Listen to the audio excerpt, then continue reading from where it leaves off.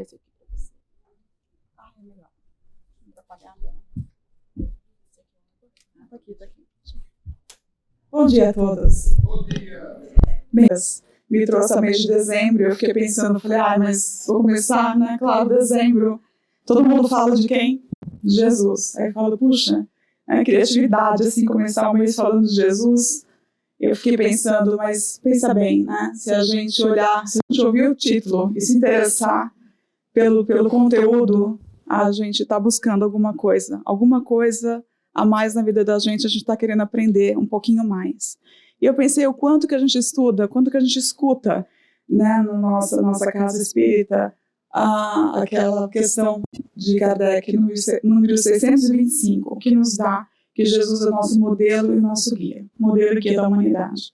Mas eu fiquei pensando o quanto que a gente medita realmente, o que significa isso, por que ele foi dado como modelo, por que ele foi dado como guia. E eu cheguei num texto da Joana de Ângeles, que é o tema da palestra, Pelas Trilhas de Jesus. Joana de Ângeles é o espírito que psicografa, né, através de Divaldo Franco, é o mentor do Divaldo Franco. A gente tem 2 quadros dela aqui nessa sala, ali atrás. E esse texto ele é um pouco longo, então eu fui desenvolvendo outras coisas e vou trazer no final uma parte desse texto. Me inspirou porque Joana, uma das reencarnações de Joana, ela foi Joana de Cusa. E Joana de Cusa teve a oportunidade de encontrar com Jesus. E ele dá um dos melhores conselhos para ela, né, quando ela quer deixar a família para seguir Jesus. E ele fala para ela, ainda não. Volta para casa e ame sua família, ame seu marido, que é o Cusa, que, né, uma história longa, mas assim, quantas vezes a gente quer fazer uma coisa grandiosa e ser um missionário lá fora, e todas as vezes que a gente precisa é voltar para a nossa família e trabalhar com a nossa família, com aquelas pessoas que trabalham com a gente, com aquelas pessoas que estão com a gente, com as pessoas que estão na casa religiosa que a gente escolhe, onde a gente frequenta. Então, muitas vezes a gente está querendo fazer algo tão grandioso e aí está só assim da nossa, onde a gente pode atuar. E juntos eu queria trazer para vocês essa questão de como a gente vai olhar Jesus e na parte da doutrina espírita, qual é a definição de Jesus e o que ele representa, por que ele foi deixado para a gente. Na verdade, os espíritos falam para Kardec que ele foi oferecido como modelo e como guia. A gente aceita se a gente quiser. Ele não foi imposto, ele foi oferecido. Eu acho que isso é uma coisa importante para a gente pensar. Né? Porque às vezes fica assim, vem você de novo falar de Jesus. Quantas vezes a gente quer falar de Jesus e a pessoa recebe assim, poxa, mas Jesus está tão longe, ou por que Jesus? Né? Por que não outros que já vieram, tantos que já vieram, por que não outras religiões, outros líderes de outras religiões? Eu nasci no Ocidente e eu cresci ouvindo falar de Jesus. Né? Por isso que eu tenho essa intimidade maior e gosto de ouvir falar sobre ele. Mas o que tem por trás dessa personalidade? Por que se fala tanto dele? Eu não vou trazer aqui, eu estava brincando com o Alex aqui, onde nasceu Jesus. Eu não vou falar nada da parte histórica de Jesus, porque não é o ponto que eu vou trazer, onde nasceu, como cresceu, se foi Natal, se foi dezembro, se foi abril, 33, 32, 30. Eu gostaria de trazer uma outra questão, que é mais a visão espírita, o porquê que Jesus é Jesus. Né? E hoje de manhã eu estava ouvindo uma história que eu queria dividir com vocês, que eu achei muito bonitinha. Nós temos as nossas buscas. Temos as nossas buscas e os nossos pedidos. E aqueles pedidos que só a gente sabe que a gente quer. E muitas vezes não conta para ninguém. E quando a gente está naquele desespero, você faz essa oração, muitas vezes nem sabe para quem que é, mas você faz. E essa senhora estava contando que ela estava cuidando, ajudando uma mãe a cuidar de um filho com AIDS, com HIV. Isso ainda bem há muito tempo atrás. E esse menino estava já em vias do desencarne dele, muito doente, com muita dor. Então, diz que essa senhora ia até a casa dessa amiga para ajudar a trazer oração, para orar pelo filho. Mas ele não podia nem ouvir falar de Deus, de religião, de nada. Ele não aceitava oração. Então, diz que ela rezava para Jesus na frente dele e ele que pegasse o que fosse. Então, toda a pregação dela, porque ela veio de uma religião evangélica, ela dizia que ela pregava para Jesus e que ele pudesse ouvir. Não era para ele não se incomodar. Mas ele tinha uma bronca tremenda sobre essa questão espiritualizada. E aí ele estava com muita dor e essa senhora falou que ela foi na Fundação Cazuza. Cazuza foi um músico, se vocês não lembram. Cazuza foi um músico que morreu de AIDS. Isso na década de 90, já no final da década de 80, começo da década de 90.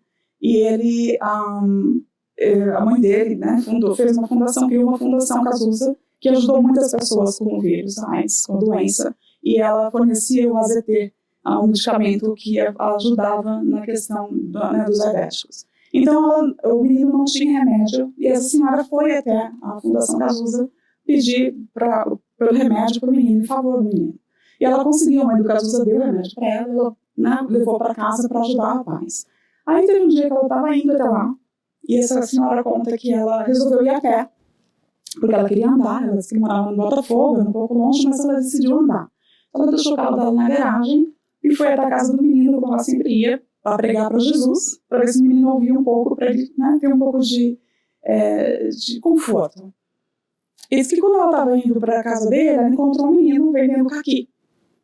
Naquelas bandejinhas de caqui, sabe o que vem 6? Caqui, não sei quem gosta, eu adoro caqui. E aí vende naquelas caixinhas de 106. E o menino veio e falou, tia, quer comprar um caqui? E ela falou assim, quanto é? Ele falou, R$10. Ela falou, mas uma caixinha de caqui R$10 tá muito caro, né? Faz 2 por 10. Tá bom, faço 2 por 10. Aquela coisa de pechinchar. Ela comprou 2 caixinhas de caqui e foi para casa do rapaz. Quando chegou lá, ela falou para ele, você não tem comido nada, você está muito doente, você não tá com fome? Ele falou, olha, eu tô, mas eu quero te falar uma coisa. Ele existe. Ele começou a gritar alto, falando, ele existe. Falou, o que você está falando? Ele falou assim, você não vai acreditar.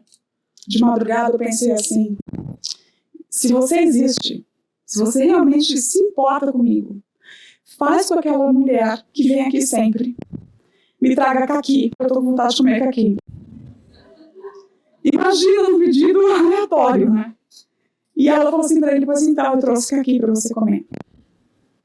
E aí isso que ela ficou pensando, foi uma coisa interessante, ele pediu pro caqui. Eu encontrei com um anjo, porque ela pediu para voltar para comprar. Pediu assim, volta lá comprar caqui, porque ele vai comer caqui agora até, né, final da vida dele. E foram lá e não acharam o menino. Então ela falou assim, eu encontrei um anjo que me vendeu caqui. Eu negociei, barganhei com o anjo ainda, e levei o caqui para esse rapaz, ele comeu o caqui. E aí, né, pela religião dela, ele confessou, ele se sentiu próximo a Jesus, e ele faleceu naquela noite. Então acho que cada um tem um encontro com essa divindade, com esse ser muito pessoal. Dizem que o Natal acontece não quando Jesus nasceu, mas quando ele nasce pra gente. Quando a gente faz essa conexão, não importa quando é. Então é isso que a gente vai aqui. E o primeiro slide que eu vou mostrar para vocês vai falar sobre Deus. E eu não estou querendo dizer que Jesus é Deus, como em algumas, né, situações foram colocadas que Jesus é Deus. Para a doutrina espírita, Jesus não é Deus. Jesus é filho de Deus. Mas essa frase que está aqui, que eu vou passar para vocês, que está no... passar aqui. Que é uma instrução dos Espíritos, né? Está lá no livro dos Espíritos. Ele vai falar sobre Deus, aqui amai a Deus. Então, só lembrando, eu não estou falando de Jesus aqui, mas a questão de você acreditar num Pai Criador, aquele que vai trazer o caqui. Quando só você, ele sabe que você pediu o caqui, mais ninguém, tá? Então, por que eu vou colocar essa frase aqui? Para a gente analisar por que a gente busca as coisas. Olha o que ele vem falar para a gente. Amai a Deus, mas sabendo por que o amais. Crede nas suas promessas, mas sabendo por que acreditais nela. Segui os nossos conselhos, mas compenetrados do fim que vos apontamos e dos meios que vos trazemos para o atingirdes. Só isso aqui já mostra como é a própria codificação que Kardec trouxe para a gente, que trouxeram para ele através dessa coletânea, o quanto que traz para a gente pensar no que a gente está pensando. O porquê que eu acredito, o porquê que eu acho que isso é, o porquê que a gente vai acreditar que um espírito veio lá e veio me dizer que a vida continua depois da morte, ou o que você tem que fazer para você conseguir se melhorar, o que traz para você se melhorar. Convidando a gente para a gente raciocinar, que é o que mais Kardec faz. A obra dele inteira traz questões para a gente parar e meditar sobre elas. A gente vai embora às vezes daqui com alguma colocação que as pessoas fazem, com duas situações às vezes. Ou não é exatamente como está no livro, e a pessoa, óbvio, tem a interpretação dela, que é natural, ou realmente é uma colocação que a pessoa foi super feliz e colocou como é, que te incomodou, e você fala, eu vou lá ler para ver se é isso mesmo. E esse é o convite. Eu vou ver se o que ela falou é isso mesmo, ou eu vou ver se está lá, e aí a gente vai tirando as nossas conclusões. Então eu queria convidar que a gente pensasse nisso um pouco. O porquê que a gente acredita, por que a gente segue, por que a gente busca. E é um caminho todo para o estudo. Tá? E por que então que a gente vai ver que Jesus é modelo e guia, e saber por que o modelo seria como ele se comportou e o guia como ele indicou o caminho. E se a gente pensar bem, a gente tem os nossos modelos, os nossos guias que a gente segue. A gente não sabe para onde eles estão nos levando ou exatamente quem que a gente está imitando. Porque criança, quando volta para casa pequena imitando o amiguinho, dá nervoso. Da onde é que você fala desse jeito? Como é que você anda desse jeito? Aí você vê o amiguinho, você fala, tá falando igual amiguinho, tá andando igual amiguinho. O Rafael deu uma aula aqui sobre Estevão, Paulo e Estevão. Interessante, hoje eu fiquei pensando, né? Ele lembrou a cena que Estevão está lá sendo apedrejado e Abigail está lá assistindo aquele apedrejamento. Estevão perdoa Abigail e Paulo, em vez de olhar aquilo como exemplo do mártir Estevão, ele vai embora com raiva mais ainda dos cristãos. Então, dependendo do que você está olhando, talvez você não esteja pronto para olhar aquilo como um modelo, como um guia. Você está olhando com as tuas as tuas crenças, as tuas coisas. Demorou um tempo para que Paulo entendesse que aquele espírito era extremamente elevado e que ele estava ali por um propósito e acabou sendo um modelo, um guia para ele no decorrer da vida dele. E aí eu trouxe isso porque eu achei super lindo que eu aprendi a fazer no PowerPoint. Não é vídeo não, Marisa, sou eu versão 2.0. Sou eu aprendendo a fazer no PowerPoint uma coisa aqui, uma foto que mexe. Fiquei orgulhosa de mim. Isso me dá um pouquinho de emoção. Brincadeiras à parte, né? A gente está assim, constantemente, andando por uma trilha. Às vezes o sapato é adequado, às vezes não. Eu já fiz muita trilha na minha vida assim, e eu já vi muita gente de chinelo. E não é muito fácil andar. Então, o que a gente coloca no pé para caminhar? Como que a gente caminha? Quem vai na frente? E essa passagem aqui que está em vários evangelhos, é uma passagem que Jesus pergunta aos discípulos. Ele fala assim, as pessoas falam que eu sou filho do homem, né? Eu sou filho de João Batista, que eu sou Elias. Mas quem vocês dizem que eu sou? Né? E vós, quem dizias que eu sou? A curiosidade de Jesus saber o que eles achavam que ele era. E aí Pedro responde isso aqui. Tu és o Cristo, o Filho do Deus vivo. E pra gente, se ele perguntasse, e pra você? Não precisa responder, né? Não é uma pergunta assim, porque é muito pessoal. E acho que em momentos diferentes da vida da gente. Porque quando tá tudo bem, a gente vê Jesus de um jeito. Mas quando começa das coisas não dar muito certo, a gente tem às vezes uma outra visão. Né? O questionamento é diferente, a gente briga às vezes até com ele. Se você é tão bom, se você é tão maravilhoso assim, por que você não tá aqui e não me ajuda a passar por isso? E ele tá lá ajudando e a gente não tá vendo, né? Então, a resposta de quem é Jesus pra gente depende muito da nossa crença. A gente cresceu ouvindo dele ou não? Crescemos ouvindo, falando bem dele, ou crescemos ouvindo, né, não, que não tem nada a ver, que ele nem existiu? Então, essa resposta ela é muito pessoal, individual e em fases diferentes da sua vida. Às vezes a nossa fé, e é normal que a gente tenha uma fé um pouco mais ativa, em alguns momentos que a nossa fé está difícil de achar, porque as condições não deixam que a gente tenha uma fé de que vai melhorar. Então a gente não consegue enxergar isso, né? Então a gente tem esses pontos de vista para responder. Jesus, ao mesmo tempo, é o personagem mais comentado da história, né? Dividimos a história antes e depois dele, todo mundo querendo saber, querendo estudar mais, querendo saber onde é que está escrito, ele não deixou nada escrito. E ao mesmo tempo, 2024 quase, a gente está aqui falando dele ainda. Quem é essa pessoa? Por que ele chegou onde ele chegou? Como que ele fez essa caminhada dele? Né? E aí, então, que eu acho que faz sentido quando Kardec fala para a gente que Jesus, que os espíritos dizem que foi oferecido para a gente esse modelo, esse guia, faz sentido se a gente pensar na personalidade dele, no comportamento dele, tudo que a gente escuta falar, e vai ouvir falar bastante no mês de dezembro, a maioria das igrejas, né, falam sobre a vida de Jesus, filmes, músicas, é um mês que todo mundo volta a falar dele. Então, ele é realmente muito comentado, as características dele e tudo. E uma coisa que ele trouxe, até o Rafael passou aqui, essa questão, né, que a gente vem ouvindo, ele não veio mudar a lei, ele veio exemplificar, ele veio viver aquilo. Porque amar o próximo, né, tratar o outro bem, isso não era novidade absoluta, Moisés já tinha dado informações, quantos outros profetas, quanto já vinha sido falado disso, com relação ao próximo. Mas ele trouxe uma ideia de Deus Pai, de um Deus justo, de um Deus de amor, e não como Deus sempre foi colocado, principalmente no Antigo Testamento, como um carrasco, como, né, o Deus da justiça, que muitas pessoas que não seguem nada disso, a primeira coisa que eu escuto é o Deus sangrento do Antigo Testamento, é esse Deus que vai para a guerra, que você quer que eu acredite? E muitas vezes a gente fica com essa visão humana de Deus e não para pensar no depois que Jesus veio, o que ele veio trazer desse amor, desse Pai, o que é esse amor? Ele não pode ser Deus para ser Deus, um criador justo, ele não pode ter lado. Como é que você vai para a guerra e fala, matem os meus inimigos? E ao mesmo tempo, ele vai atender isso. Não pode ser só isso. E aí vem toda essa questão do Novo Testamento, essa vivência de Jesus, para nos contar. Então, para Kardec, que é onde eu vou colocar como que o kardecismo, né, como que a doutrina enxerga Jesus, eu vou começar um pouquinho aqui disso. Quando vocês vêm para uma casa kardecista, eu não sei se às vezes dá tempo de chegar, ficar um certo tempo para estudar o que realmente Kardec escreveu, o que ele quis dizer.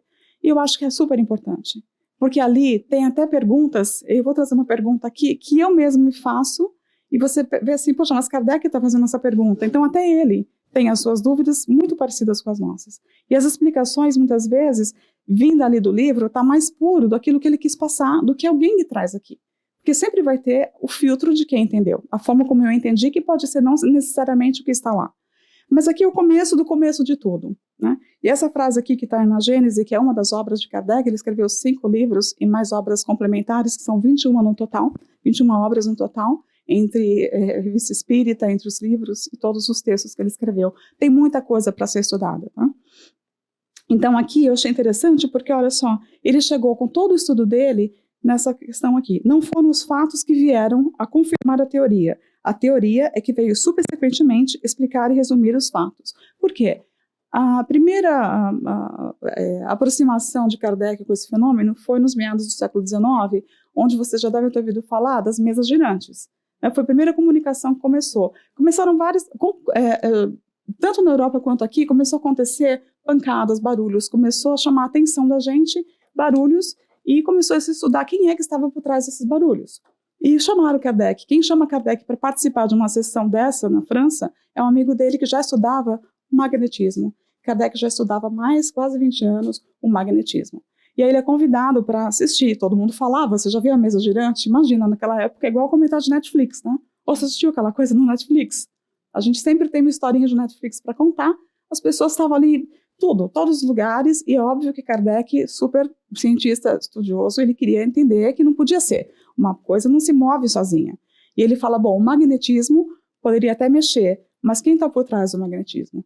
E ele começa a participar de vários experimentos, ele vai estudar isso, e começa depois a ter uma certa progressão com relação aos médiuns, onde oferecem uma cestinha com lápis, aí vão começar a aparecer mensagens mais diretas, escritas, e depois os médiuns, né, ele vai participar da família Bondin, que vai trazer mensagens. E ele chega a uma conclusão, que a gente, né, sabe que isso aqui leva ao nosso estudo, que essa comunicação dos espíritos, quem estava aqui na aula do Rafael, que Moisés já tinha proibido, que não podia comunicar com os mortos. E quem são os mortos? A alma dos homens que já viveram. Então, simplesmente, ele vai tendo conclusões de como é essa caminhada, quem a gente é, de onde a gente vem, por que a gente sofre. São muitas questões filosóficas que a gente se faz, de onde eu vim, para onde eu vou, a vida é isso aqui, por que eu sofro tanto, por que ela sofre, por que aqui não, porque as nossas perguntas e as nossas buscas. Ele teve essa busca também. Então, ele começa, através desses estudos, chegar a conclusões desse mundo espiritual. Então, em 1854, ele vai escrever o Livro dos Espíritos, que é fantástico. Ele vai, em 4 partes, ele vai dizer justamente da origem, né, de Deus, ele vai falar da comunicação dos espíritos com a gente, vai falar das leis morais, que é a última parte, e ele vai falar também de como é que esse mundo interage com a gente. Então, tem muita coisa no primeiro livro dele, que vai responder bastante pergunta daquilo que a gente busca. E por que eu trouxe, então, ele aqui? Justamente para a gente poder avaliar como ele vai chegar na questão de quem foi Jesus para o Espiritismo. Tá? Ele vai dizer que, palavras dele, colhi das minhas observações que os espíritos, então, não são mais nada do que a alma dos homens, e que, a partir dessa comparação, né, desse estudo, ele foi chegando a conclusões onde estão lá no Livro dos Espíritos. Então, 1857, desculpa, é onde ele escreve sobre o livro, editado. Né? Em 1854, ele escuta falar das mesas girantes, em 57 ele escreve o livro. E logo no começo do Livro dos Espíritos, ali na introdução, ele vai falar para a gente sobre isso. Essa primeira parte aqui na esquerda, que os espíritos pertencem a diferentes classes e não são iguais, nem em poder, nem em inteligência, nem em saber, nem em moralidade. Ele vai trazer lá para a questão número 100, onde ele vai explicar bem essa questão da escala espírita, ou seja, ele vai explicar ao longo da obra que nós somos seres criados, simples e ignorantes. E a gente vai adquirindo esse conhecimento. Através do conhecimento, a gente vai fazer escolhas melhores. E através das escolhas melhores, a gente vai evoluindo para uma perfeição, que é a nossa caminhada. A gente vai chegar num nível de perfeição. Então, é muita coisa para ler. Acho que vocês deveriam ter essa curiosidade, porque ele fala dessas ordens, dessa primeira, segunda e terceira, mas ele, dentro de cada ordem, ele ainda divide a classificação dos espíritos. Então, a gente vai fazendo uma caminhada para entender. Mas, para resumir um pouco isso aqui, ele vai dizer que Jesus é um espírito superior, um espírito puro. Nessa ordem aqui de espíritos puros, onde a matéria não tem nenhuma influência sobre o espírito. Então, ali naquele momento, quando você chega num ponto de evolução, porque é uma evolução, Jesus não foi criado, apareceu, um espírito perfeito. Ele surgiu. Ele foi um crescimento do próprio espírito dele, que foi evoluindo ao longo do tempo. Não sei se ele fez uma caminhada muito mais rápida. Provavelmente Jesus pode ter, porque o nosso despertar, cada um tem um despertar diferente. A gente pode andar mais rápido. Mas Jesus é um espírito de muitos milhões de anos. Ele já está muito lá na frente para a gente atingir, né, e falar, eu não sou Jesus. Realmente, se a gente chegar no ponto de um espírito puro, um dos espíritos puros, porque no universo é uma pleiade de espíritos puros que existe no universo. Jesus não é o único. Então, muitas vezes, a gente fica com uma impressão de que Jesus é um filho criado, preferido de Deus, e que ele faz o que ele faz porque Deus tem ele como preferido. E não é essa a questão. Existe uma caminhada que a gente nem imagina para ele chegar onde ele chegou. E o Kardec vai estudando isso para entender não só a nossa caminhada, para onde a gente pode ir, como isso funciona, como eles nos ajudam, e nas comunicações também espíritas, quem é aquele espírito que está se comunicando? Qual é o teor da mensagem que ele está passando? Como que ele está colocando o que ele está colocando? Da onde vem? Então, essa primeira ordem é isso. A segunda ordem são espíritos bons, onde a matéria já não tem tanta influência sobre a parte espiritual, mas ainda tem. E aqui eles têm um desejo constante do bem. Desejo do bem constante significa, eu não estou com... É a vontade em ação, não é assim, eu quero fazer o bem. Se o pensamento o tempo todo já está vibrando no bem, então se você só pensa no bem, só sai o bem.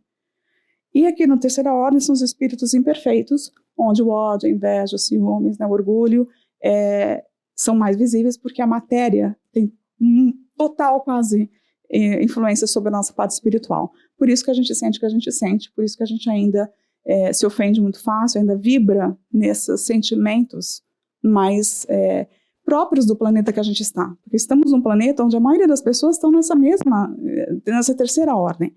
Se a gente fica na dúvida, é só lembrar, se a gente sente de vez em quando essas emoções, esse sentimento, ódio, raiva, ciúmes, inveja, a gente está aqui para saber onde eu estou e se isso faz parte da minha evolução, que está tudo bem, sim, faz parte dessa evolução. O que a gente vai aprendendo é que a gente pode melhorar, que a gente tem um modelo para seguir, porque quando chegar lá, tudo isso que eu vivo aqui não vai fazer diferença.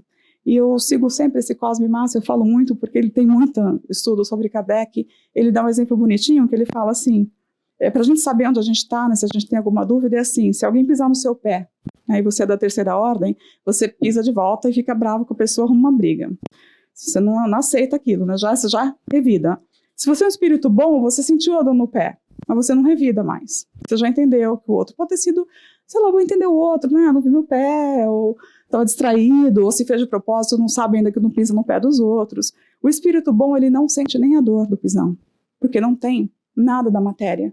Então Jesus estava num nível onde a ligação dele com a matéria era muito tênue, praticamente assim, era quintessenciada para o espírito dele. Ele era ligado à parte material por fios muito tênues, o suficiente para ele poder ter se modificado para entrar no planeta, para poder encarnar aqui, porque Jesus não reencarnou.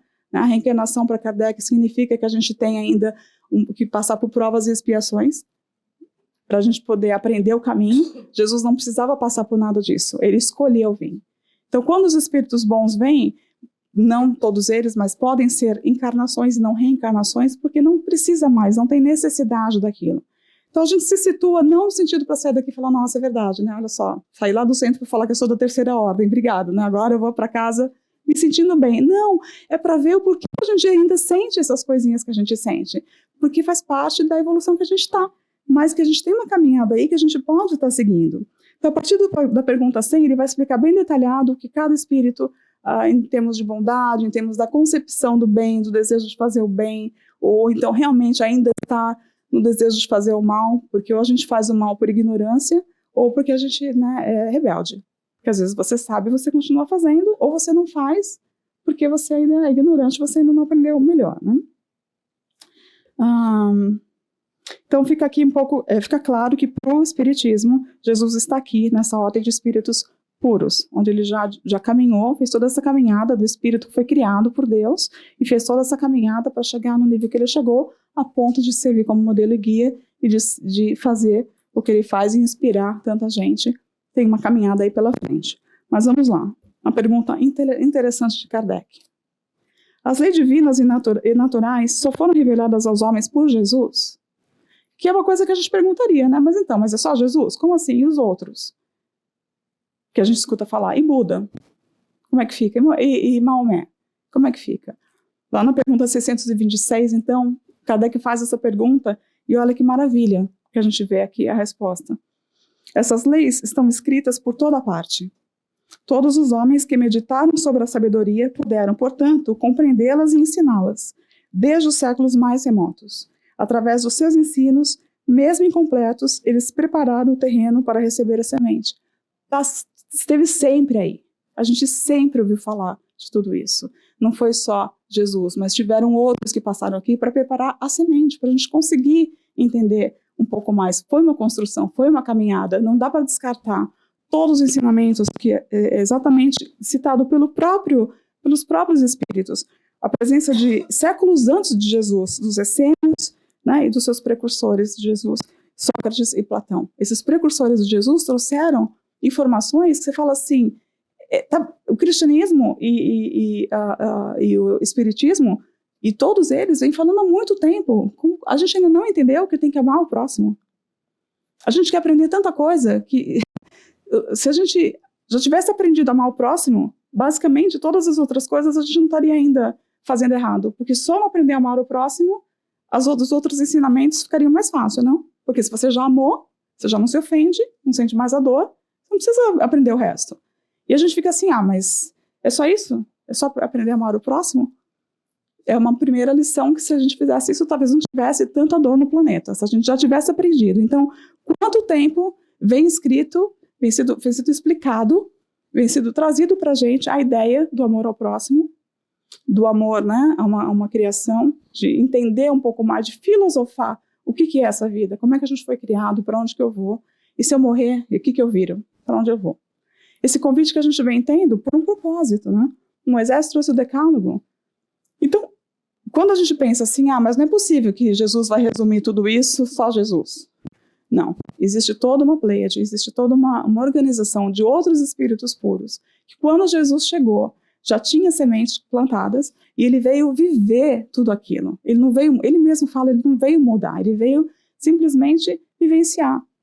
E de tudo que a gente já sabia, para não prejudicar o outro, para amar o próximo, a gente já sabia disso, mas ele trouxe a ideia que naquela época que ele veio, ainda era muito difícil de tirar a questão do Deus vingador, punitivo, né? O Deus que castiga. Ele trouxe a ideia de um Deus de amor, um Pai. Então, todos esses ensinamentos, a própria oração do Pai Nosso, o convite do Pai é nosso. E somos todos irmãos. Então, tudo que ele vai trazendo no Evangelho, se a gente olhar com esse olhar de que a gente vem sendo preparado e ele vivenciou aquilo, e como ele vivenciou, olhar as atitudes dele, né? Tem alguns itens que está lá no Livro dos Espíritos, que eles vão citar algumas das colocações de Sócrates e Platão, que tem a ver com o que a gente estuda no cristianismo e no espiritismo. Eu vou citar duas, mas se vocês tiverem a possibilidade de ler tudo, é muito interessante. Uma delas, citando, né, já Sócrates e Platão, a preocupação constante deles é a de tomar o maior cuidado com a alma, menos pelo que respeita a esta vida que não dura mais de um instante, do que tendo em vista a eternidade. Desde que a alma é imortal, não será prudente viver visando a eternidade? Quer dizer, esses filósofos já se preocupavam como você vive, em que caráter você vive hoje na sua vida. Será que a vida é só isso aqui ou existe algo além? Por que eu vou ter a honra, né? O bom, o belo? Por que eu vou ser uma pessoa correta? Para quê? Nessa época tinha essa preocupação constante do que a gente faz com a nossa vida e se a vida, como é essa eternidade, o que a gente faz depois da morte? Como que a gente vai viver sabendo que continua alguma coisa? Porque se acabar só aqui, então não tem problema, então você faz tudo. Porque tudo que eu faço acaba aqui, então não tem ninguém que vai me cobrar nada. Eu posso roubar, matar, prejudicar, porque a vida é uma só, acabou, morreu, eu vou ficar lá no túmulo. Que consequências tem eu fazer ou deixar de fazer alguma coisa, não é verdade? Quando você começa a pensar, mas peraí, se não for só isso aqui, e se a vida continuar do outro lado, como é que eu vou viver do outro lado? Vou viver como eu vivi aqui. Então, se eu fui uma pessoa que não fui muito honesta, não segui os caminhos de princípios, isso vai me acompanhar. E a gente, diga-me quem tu andas, que eu te direi quem és, provavelmente a gente vai entrar com uma turma que é mais ou menos igual a gente. Quando Kardec coloca a proposta do espiritismo entre ciência, filosofia e religião, e aí a religião fica assim, mas eu sou espírita, espírita é religião? Tem que tomar um cuidado muito grande com essa palavra, porque Kardec não colocou religião como uma questão de dogma. A palavra religião é para se religar em torno de alguma coisa.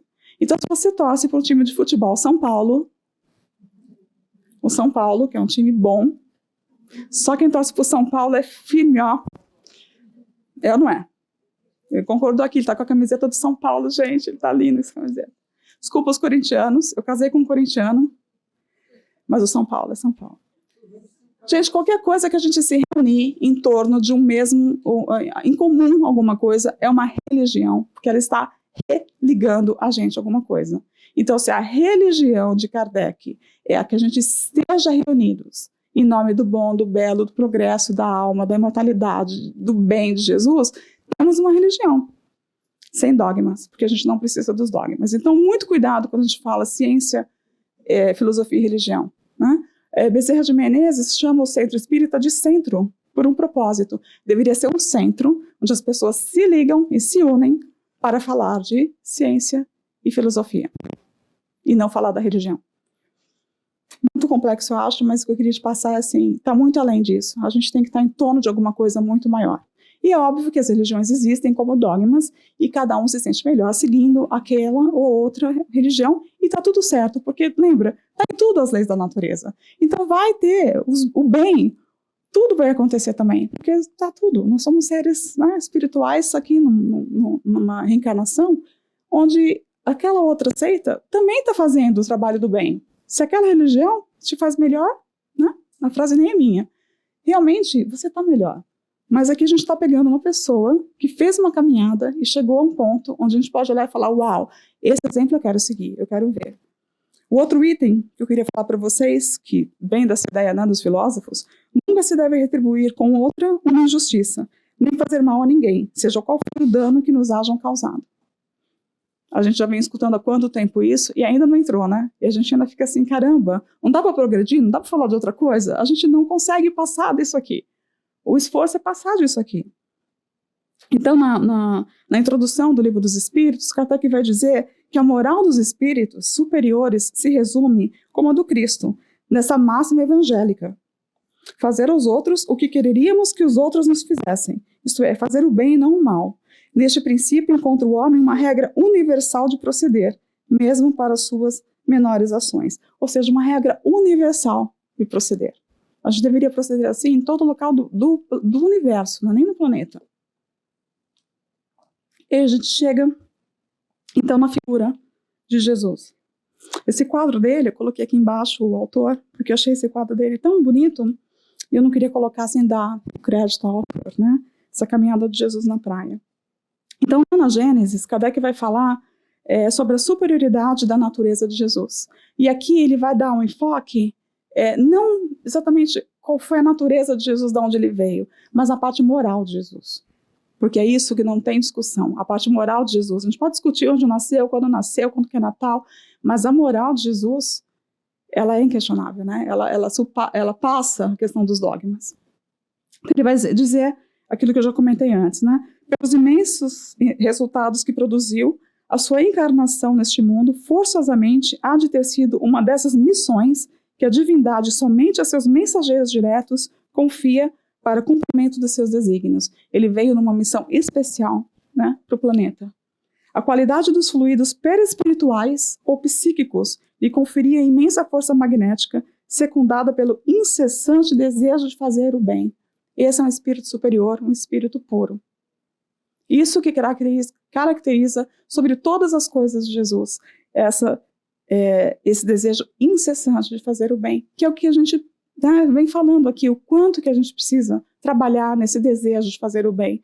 Mas aquele desejo, igual quando você está com vontade de comer chocolate, que você pega o carro e vai lá no Greens de madrugada. Eu conheço gente que é assim. Levanta de madrugada e vai dirigir para pegar chocolate. Gente, esse é um desejo que você levantou e você fez. Não é vontade. Estou com vontade de comer chocolate, você fica esperando que alguém te traga um chocolate. Não. É um desejo de fazer. É o Tom.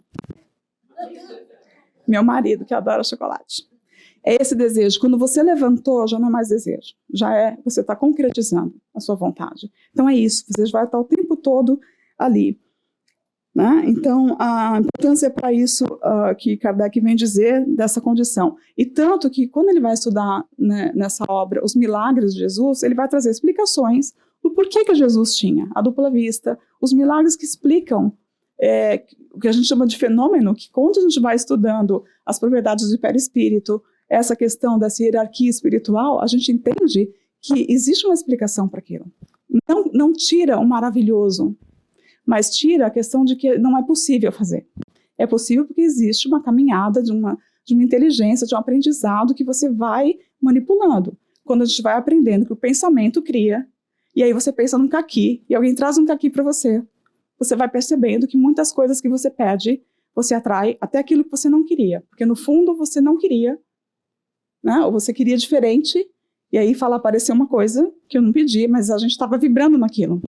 Então, quando a gente vai aprendendo esse movimento do pensamento, o que o pensamento atrai, a gente começa a ficar mais alerta e vai criando outras coisas. E é isso que ele vem mostrar. Todo esse estudo que eu acho que vocês puderem colocar nas suas metas de 2024 ou 2025, alguma meta, de passar um tempo aqui estudando um pouco mais. Mas o que é isso? Como que eu domino um pensamento? Como que esse pensamento que repete na minha cabeça o tempo todo, como é que eu saio dele? Como que eu aprendo a não ficar tão irritado? Como que eu aprendo? Eu sei que eu tenho que perdoar, mas como é que eu vou aprender a perdoar? É impossível o que fizeram comigo. Eu sou só a vítima. Eu sou a vítima dessa situação. Então, para Kardec, naquela questão 625, onde ele vai falar exatamente que para o tema, né, a questão é essa. A resposta. Para o homem, Jesus constitui o tipo da perfeição moral a que a humanidade pode aspirar na Terra. Então, ele é um modelo para a gente enquanto homem. A gente ainda não conseguiu chegar nem a ser homem no sentido de ser completo, porque ele é um modelo que a gente ainda está caminhando para chegar até ele, né, da humanidade.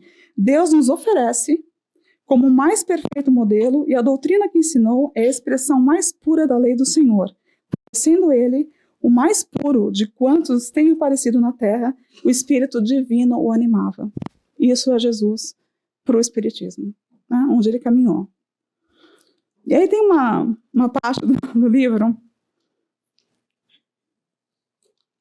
que toda vez que eu leio, a lista é tão grande, que o dia que a gente não está bem fica complicado. Esse é um texto que vai falar sobre o homem de bem, né, lá no Evangelho sobre o Espiritismo. Eles vão falar sobre a perfeição. Uma perfeição relativa, porque a gente não é, a criatura não vai ser perfeito como o Criador. Mas aí são 3 partes que eu vou falar para vocês que demonstra assim. Primeiro, caracteres da perfeição. Então, primeiro de tudo, que acho que assim, a gente vai ler e vai pensar, uau, quem que aqui já consegue fazer isso? Jesus o diz, em amarmos os nossos inimigos, em fazermos o bem aos que nos odeiam, em orarmos pelos que nos perseguem. Mostra-se ele, desse modo, que a essência da perfeição é a caridade na sua mais ampla acepção, porque implica a prática de todas as outras virtudes. Esse é o quadro da perfeição relativa. Aí você fala assim, caramba, então, que difícil, né? Como é que eu vou orar por aquele que me persegue? Como é que eu vou perdoar o inimigo? O inimigo não é aquele que está te perseguindo a encarnações que a gente acha que é aquele ser que está atrás da gente. Não. O inimigo basta você ser de um time de futebol diferente, ou de uma questão política diferente, ou alguma coisa que você não concorda que aquela outra pessoa é. Ali já é um inimigo no sentido de que está contra o que você acredita. Então não precisa pensar no inimigo de séculos. Só olhar naqueles que a gente já discorda, que já... Você vê o texto no WhatsApp, você já fica nervoso, porque já falou uma coisa que você não gostou, né? Então, olha só, se a gente olhar a característica da perfeição nesse ponto, aqui a gente já está num caminho muito mais próximo do que a gente poderia chamar de um homem, perto do exemplo de Jesus possível para o planeta Terra. E já não está fácil aqui. Só de ler isso aqui, você falou, tem bastante aqui para trabalhar, né? Aí acho que os espíritos pensaram assim, vamos desenhar um pouco, porque vai ficar difícil para eles entenderem, o pessoal começar a ficar desesperado, que está difícil de chegar. Vamos dar uma lista do homem de bem. Essa lista é grande. Se vocês forem ler lá no Evangelho segundo o Espiritismo, tem que ler no dia que vocês estão bem. Porque o dia que você está um pouco deprimido, fica pior. Porque é uma lista tão linda. E você às vezes começa a se achar tão longe daquilo que fica complicado. Então eu não vou pôr a lista toda. Só dessa primeira já dá uma ideia do que é a lista toda. Olha o que eles falam. Então assim, se você não está na perfeição lá naquilo, se você fizer isso aqui, você já está no caminho melhorzinho. É o que cumpre a lei da justiça, de amor e caridade na sua maior pureza.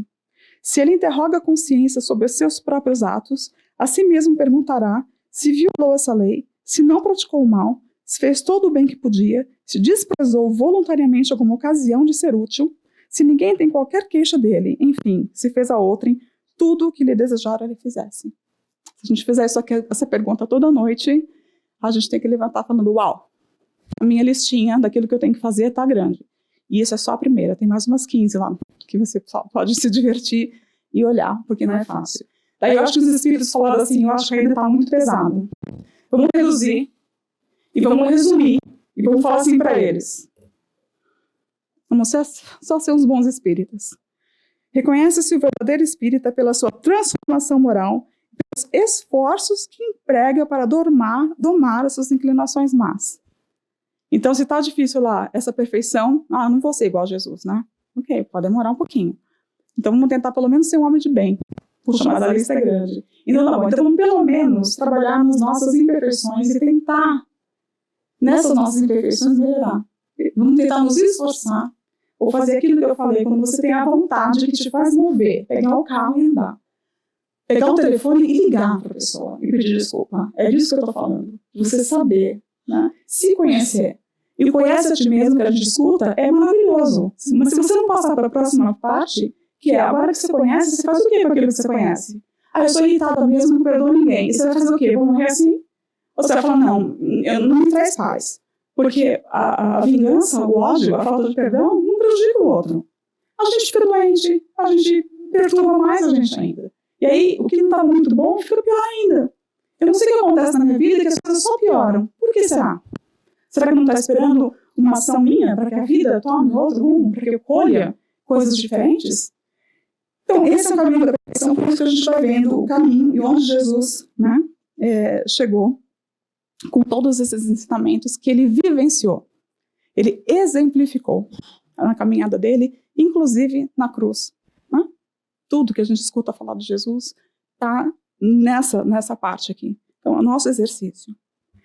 E aí a pergunta, então, né, mas o que eu ganho com isso? É isso que Kardec quis dizer aqui, mas ele perguntou diferente porque ele era mais educado. Ele perguntou assim, mas então, de que serve aos espíritos terem seguido o caminho do bem, se isso não os isenta dos sofrimentos da vida corporal? E aí? Não é? Para que eu vou fazer o bem? Todo mundo faz o mal.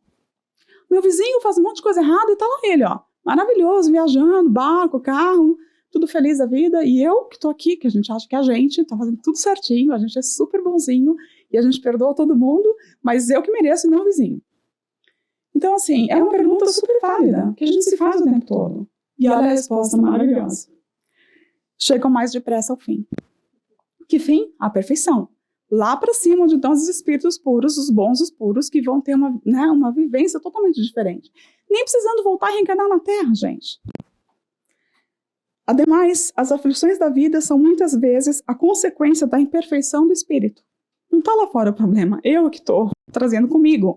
Onde eu for, onde eu reencarnar, Brasil, São Paulo, Rio, sei lá, qualquer outro país, sou eu. Quanto menos imperfeições, tanto menos tormentos. Então, se está muito tormentada a vida, talvez eu seja muito tormentada, né? Que é o que ele está falando aqui. Quanto menos imperfeições, tanto menos tormentos. Aquele que não é invejoso, nem ciumento, nem avaro, nem ambicioso, não sofrerá as torturas que se originam desses defeitos. Olha que delícia! Se acordar de manhã sentindo nada disso. Então, por isso que eles falam, para a gente poder fazer o bem, porque vai beneficiar quem? A gente mesmo. No final do dia, é a nossa caminhada. Imagina o quê? Quando a gente voltar para o plano espiritual, nós somos nós mesmos, carregamos nós mesmos, estaremos bem com a companhia de nós mesmos, porque fizemos esse caminho. Então, por que a gente faz? Porque no final das contas, a gente beneficia a gente. Só que tem uma outra pegadinha. Quando a gente beneficia o marido, os filhos, os vizinhos, o pessoal do trabalho, porque a gente está melhor. Então, de repente, o ambiente de inferno que eu vivo, se eu talvez fizesse um movimento de me melhorar, esse ambiente pode melhorar também, porque nós somos também modelos e guias para pessoas que a gente nem imagina. Tem gente não fazendo, talvez não vindo para uma casa espírita, porque nos viram fazendo alguma coisa que falou, puxa, é esse meu modelo, essa é a minha guia? Esquecendo que todos estamos no caminho, né? Que quem vos fala aqui é óbvio, que está no mesmo caminho de atrapalhar. Senão, não, eu também sou um espírito da terceira ordem, mas se a gente não parar para pensar nisso, quem é que está nos influenciando? Né? Estamos espelhando a quem também? Eu estava vendo esses dias que a medalha de honra que é dada para um policial, por que ela é dada para um policial? Porque ele fez o trabalho dele? Só porque ele fez o trabalho dele? Não, né? A medalha de honra é dada quando ele colocou em risco a vida dele para salvar alguém. Então, esse é o modelo. O que a pessoa faz com a vida deles para salvar alguém? Por isso que talvez Jesus seja mais um motivo para ser modelo e guia, porque ele fez o caminho. E ele mostrou como é que faz na hora que a coisa está quente. Né? Então, a gente tem que lembrar disso também. E aí, eu vou chegar no texto quase acabando aqui, no texto da Joana. E eu separei essas frases para a gente pensar em Jesus e pensar na gente também. Como é que eu faço? Né? Não esse Jesus que está lá, esse Espírito puro, mas o que ele deixou e o que eu faço na minha caminhada do dia a dia. Jamais se prendeu a questões transitórias, sempre preocupado com aquelas de natureza imorredora, sempre mostrando para a gente a vida futura, né? Que a vida continua, sempre com os nossos... o que ele deixou, que a gente pudesse, o reino dos céus, né? Aquela busca dos seus tesouros, onde está seu tesouro, sempre buscando essa questão do espírito imortal. Nunca se dispôs a prejudicar quem quer que fosse, desculpando até mesmo os que se compraziam em serem adversários perversos e impertinentes. Ele colocou, né, como ele descreve aqui, a caridade, a benevolência, a indulgência com todos. Ele não revidou e usou o silêncio várias vezes como resposta. Aberto ao amor, nunca se impôs, deixando livres todos quantos lhe acercassem, embora os sentimentos nem sempre edificantes que os assinalavam. Jesus não julgou. E a gente fica no dia a dia tão contrário às vezes nisso. Né? A gente não deixa o outro estar livre. Não deixa o outro ser o que ele pode ser. A gente está sempre querendo que o outro esteja no nível que ele ainda não chegou. E a gente também não chegou ainda. A gente também está imperfeito nas nossas coisas. Jamais se dedicou à censura, à maledicência, à perda de tempo nos jogos dos interesses materiais. Quantas conversas que a gente joga fora, quantos telefonemas, com o intuito de falar o quê, né? Ou às vezes a pessoa liga e quanto fala, qual é o teor da conversa, o que a gente poderia estar conversando em vez de ficar discutindo coisas. Olha o que ele fez com a vida dele e olha o que a gente faz com a gente, né? Sempre vigilante em relação ao verbo servir, sem esperar respostas dos que se beneficiavam na sua bondade. A gente ainda espera, né, o reconhecimento daquilo que eu fiz tão bom. Puxa, obrigado que você deixou eu passar na frente, né? A gente dá passagem pro carro e fica esperando o cara falar obrigado. Abre a porta, poxa, mas nem falou obrigado. A gente ainda fica nessas picuinhas, assim. Misturando-se com os mais infelizes, os perseguidos e indesejados, tendo paciência em comum com as suas misérias e mesquinhezas. A humildade de Jesus sempre, né? Ele nunca se colocou numa posição, eu sou o filho de Deus, enviado, preferido. Todo mundo era igual, né? Ele navegava pelos ambientes assim, com uma naturalidade impressionante.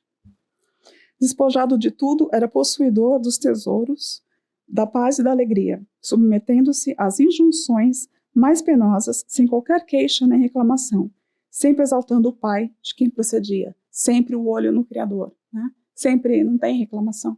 A gente reclama muito fácil das coisas, quanto que a gente podia ainda, né, pensar em coisas mais amáveis. E para finalizar, nessas trilhas de Jesus, ela vai dizer que essa trilha de Jesus, ela está um pouco vazia, cheia de pedregulho, e são poucos os que se atrevem a andar por ela. E aqueles que vão ainda são super criticados, apedrejados, e são muitas vezes desestimulados de seguir. Porque quer ver você falar que você vai fazer uma coisa melhor, tem gente que ou duvida da gente, mas agora, imagina, vai mudar como, né? A gente tenta fazer uma mudança na nossa vida e a gente acaba sendo criticado às vezes. Mas você vai no centro de novo, agora virou o quê? Virou tal, né? Agora só vai no centro, só fala no centro. Então não é fácil, mas aqui ela está falando daqueles que vieram e fizeram caminhadas realmente para a humanidade. Né? Quantos ainda hoje vêm e fazem caminhadas? E não só numa proporção assim famosa, mas no dia a dia. Quantos? Né? Quantas senhoras que pararam e levaram aqui uma pessoa?